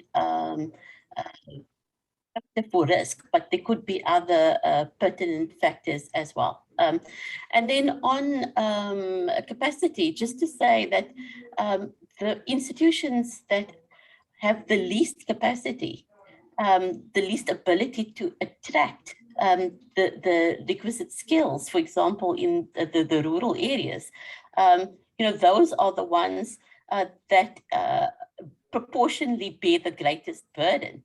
And so, we really need to come back and look at the risk. So if your tender is just for 20,000 Rand, right, how much risk is that compared to the standardized cost, as opposed to a metro, that is actually tendering much larger amounts and, has economies of scale, right? And so I also think that it harks back to the earlier point that Gio made, that, when you mention things like shared services, which seem to be, at least from the outside, an obvious solution, you also find that there are impediments to that as well. So we can't just de-link the capacity from the broader impediments on collaborative delivery. I just wanted to make those two comments. Thanks. At this point, I see a hand being raised by Prof. De Visser. So I'm going to provide Prof. De Visser an opportunity to pose his question. Prof, you may go ahead. Thank you. Thank you so much. Mine is just a small point. I've really enjoyed this discussion. It was really fantastic. Thanks to Professor Gino and thanks to Kirtley for really giving really rich input. And it's fantastic to see this debate really being tackled with enthusiasm and excellent research. So I wanted to just add one dimension, which I think, it's not a major driver, but I think it's an important one that we shouldn't omit from our analysis, particularly of the analysis of the problem, is we seem to be talking about local government as if it's almost like Bambi. We're staring at Bambi with big eyes. It's not Bambi. There's a lot of mischief in local government. And there's also a very, very enthusiastic weaponization of the overregulation that's happening in local government. So there's a human agency element here as well. And I know this sort of takes us a bit into other discipline of social sciences and psychology and public administration, but it's the reality. The law gets abused, weaponized in political battles, but not just that, also in just bureaucrats being at each other's throat. One example is in a big city. If you are a senior manager, executive director of overseeing a big portfolio, you cannot but incur irregular expenditure. It will happen. It's impossible not to. If you're overseeing 20 billion Rand of infrastructure budget, it will happen. But for every one, you have to seek the municipal manager's permission to condone it. And the municipal manager keeps that on file and uses that whenever he or she is no longer interested in you. And that's the reality. That's what happens. So I think it's just something that we need to sort of build into the analysis so that we don't let local government and the bureaucrats in local government, all of them get away with also enthusiastically weaponizing the law for all kinds of bureaucratic battles. But otherwise, fantastic debate, fantastic research, and thanks for hosting it and for allowing this discussion to take place. Thank you so much. Prof. Gio, Kirtley, Tanya, do you care to respond to Prof.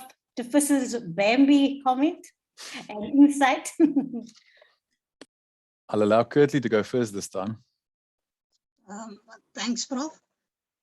Yes, I fully agree with Prof. De Visser in the sense that we should be careful because as I understand the debate on this particular problem, it's not deregulation.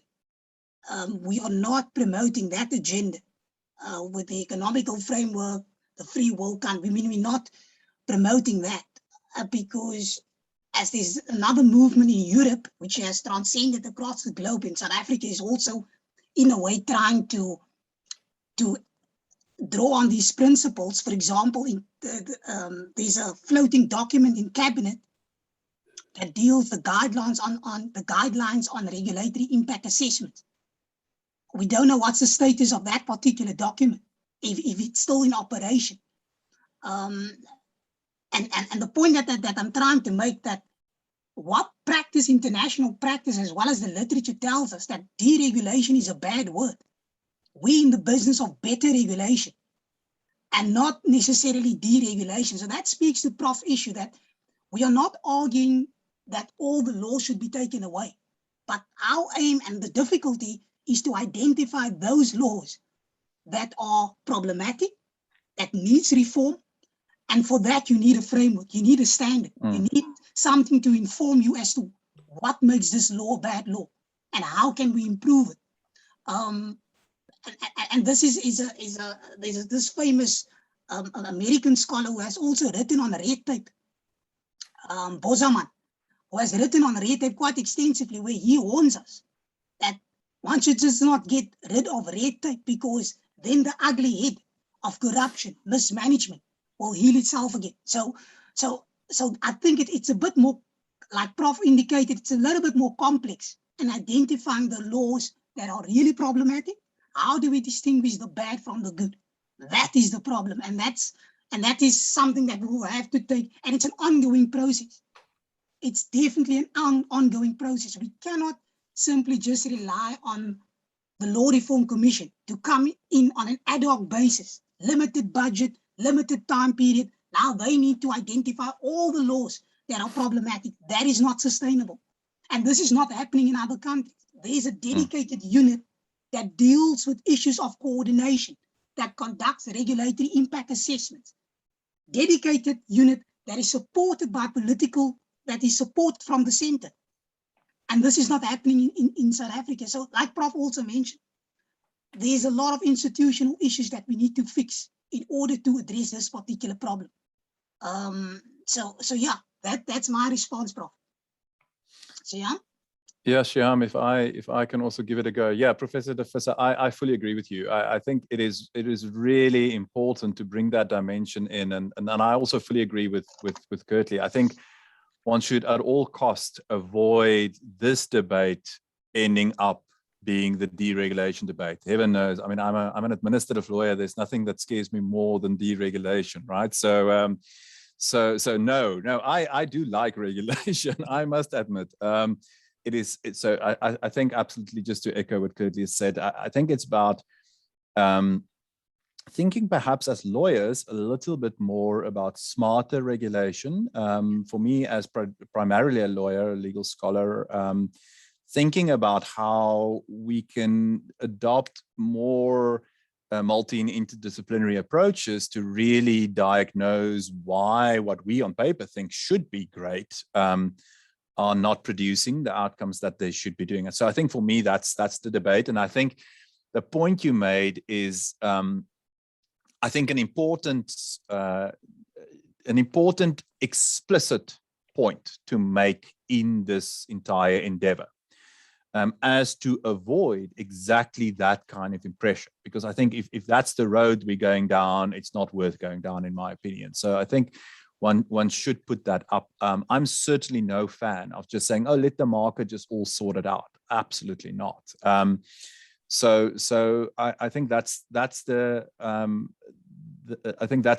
caveat to a project like this.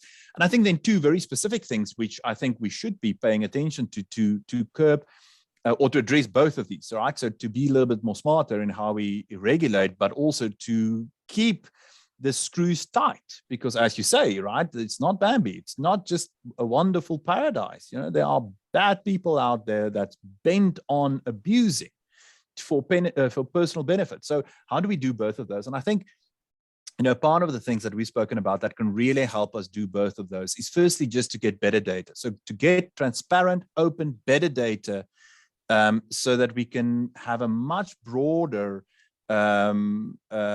constituency really paying attention to what is actually happening on the ground in a municipality. So I think if we've got data, one can build indexes and metrics, and you can really start to assess And then it's not just up to a COCTA or a National Treasury to receive a report and then perhaps read or not read the report and tell us whether all is well or not. Or even the AG, right? Then we don't have to wait a year to see whether municipal finances are all doing okay because the AG has now finalized its report of local government finance. Then we should be able to, on a much more ongoing basis, keep a close eye on what is really happening. So for me, that's one way. And then another way that I think is really important to think about all of these things is the kind of differentiation that we've been speaking about, and that whatever system of differentiation you bring in must be linked to the actual performance of the entity. So again, just because you're a district shouldn't mean that you're in a certain category. If you're a good district, yes, then you're in that category. But if you're a bad district, no, then we keep tight screws on you and we keep the magnifying glass on you. So I think for me, that's also part of the approach, to build that kind of, yes, as Tanya's also said, a risk-based approach that would be very alive to the risk of fraud and corruption. Absolutely. You know, to build that risk into the metrics you use to differentiate, I think is then a critical part of the solution. I think those elements or those aspects of such differentiation should then also directly speak to your concerns. Thanks, Shyam.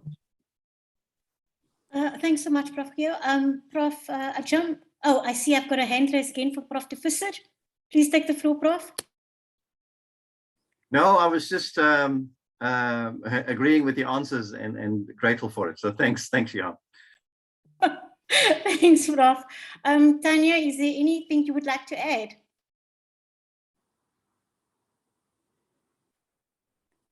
I also just wanted to say that I think that the metrics should be that civil society can also monitor that as well. Because I think that often we rely on the Auditor General after the fact, but there are many different ways of monitoring, and civil society, especially communities on the ground, are a great way of monitoring. So the more they understand, and then, I think that these criteria should be decided upfront, not left to political decision making, right? And if you fail to comply, you must be immediately demoted. So it's not like if you've been given certain authority or certain discretion, it's yours permanently. It should be reviewed. So I fully agree with the colleagues. It's not dispensing with regulation, but being more cognizant of the cumulative impact of regulation. Because as Gio mentioned, every department just thinks about their own imperatives, and very few of them think of what the cumulative impacts may be. And Shaham, if I can just quickly add to that, we've spoken about a lot now about data, and it may sound very kind of technical and all up in the cloud and very, and one might ask questions, but it need not always be such, high technical solutions. There are low tech solutions. My colleague Tuli Maranzela always says that in the old days, she remembers that when, a new clinic would have been developed, there was this big board that went up that gave kind of basic information about this is the clinic that the administration is going to build and blah, blah, blah, blah, blah, all of that. And why can't we just use that as a very low-tech basic way of informing a community that, let's say, this is now a new, let's use the example of a clinic. This clinic is now going to build, it's going to build by such and such. This is the time frame. This is what it's meant to be achieving. And encourage on that board, put information of, if you see things are not going right here or whatever, call this number or WhatsApp this or come and see this person, but local, right? I'm not talking about a national hotline or something, local. Why can't we just make something very low tech like that, a mandatory requirement for all service delivery infrastructure kind of projects? And it's a very, very simple and yet effective way of getting a local community who's invested in that outcome to help you monitor, to help you see whether things are progressing. Because if this has been standing still, nothing has been happening for 6 months, then surely the community will say, but hang on, you've given us the data, you've told us that this is what's supposed to be happening here, and we're not seeing any movement. So I think there are also really low tech, fairly easy ways that we can move the needle on that kind of community engagement in monitoring and helping us keep an eye on whether things are being done. Thanks, Prof. Leo. I want to go back to the chat box. And I want to just mention Shoaib's Denison's comment again. He says that it would be interesting to look at RIA and standardized methods that can be part of the impact assessment work that should be part of Parliament's committees. However, the importance of these aspects in the provincial legislature cannot be understated. And then I want to go further to Dudley Molloy's comment, which nicely intersects with that comment, is Dudley saying, appreciate the apolitical approach to the issue. However, the elephant in the room, which is politics, should be perhaps touched on. Also considering that the Western Cape province is a highly interested party in the deregulation issue. And then I see Prof. Tanya speaks about the risk-based approach. So if we can look at those comments, interestingly tying in with Prof. De Visser's earlier discussion on the weaponization of regulation, I hand over to the floor to respond to those comments. Thanks, Sheham. Let me quickly just give a stab. I think that's where, the point that Tanya's just made about the upfront objective agreement around those metrics, I think are really important in response to both of those. I think if we can get to a point where we agree, and this is where I agree with the standardization, standard metrics, agreed metrics, I think all of those can really help us to address those issues that's been raised. But I mean, I'm certainly not naive in thinking that there aren't politics. Of course, there's politics in this. There's politics in everything, without a doubt. But surely, at some level, we can agree on what the outcomes should be of various processes. I think it goes back to what I've said before around a good understanding that matches reality of what the mandate of a local government is. And if we use that as a point of departure and we extract from that, then the outcomes that we want to achieve in an objective way, I think one can at least get to a point where, we agree on a set of metrics or a framework, whatever you want to call it, that will allow us to ask all these questions in a way that would not just fall into a free-for-all political debate, hidden agenda kind of thing. Knowing all the while, of course, that it's impossible to get completely away from that. One shouldn't be naive. They're always going to be there, right? But I think one can get closer to actually speaking to, I think, what most of us would like to see happening in terms of the actual objective moving forward.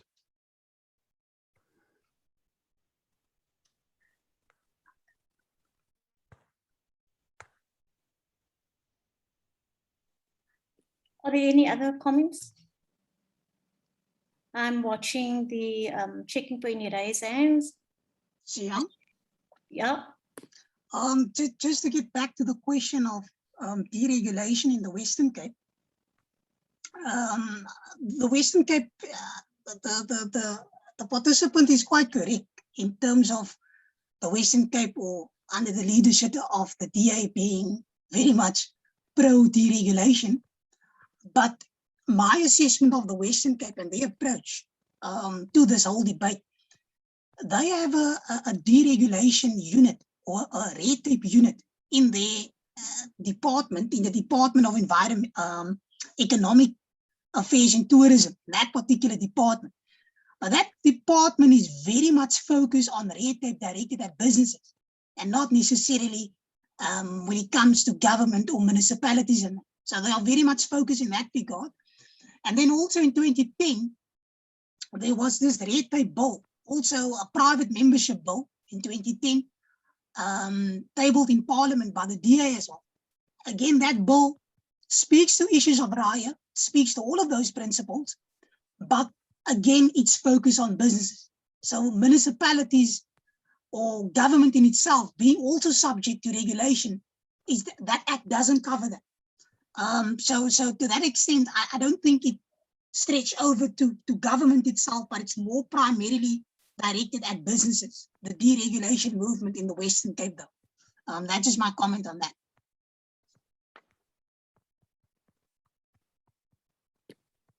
Thank you, Curtly. I think we've covered all the questions in the chat box, and I'm mindful of the time.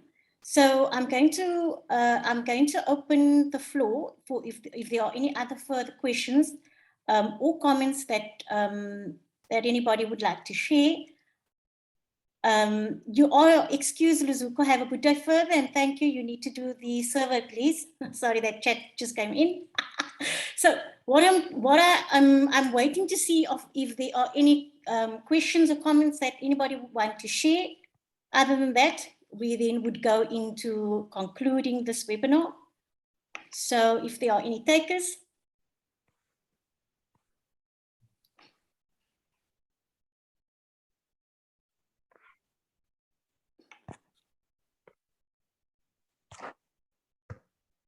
Okay, I don't think there are any questions that are coming, so I would like to conclude this session. I think we did really well in terms of timing. So what started out with the title for the webinar as Streamlining the Administrative Burden of the Western Cape Municipalities has been so interesting because we had Bambi taking center stage in our discussion. We had provocative statements about the role and place for provincial government in this topic, and also how to get the attention onto the issue of local government's role, and also issues such as focusing on the grassroots issues, bringing it back to the people, making it almost stupid simple, low technology, having a will to address these issues. Tanya spoke about the community being proactive and not shying away from this. And then we had Prof. Geel saying there is strategic litigation. Let's go back to Doctors for Life, where they got the standard for participation at the national level, public participation. And let's hold local government to account against the same standard. So what I'm trying to say is this discussion has been immensely informative. This is not an area I'm familiar with, but it was really a pleasure for me to witness the experts take the floor and share their insights, share their research.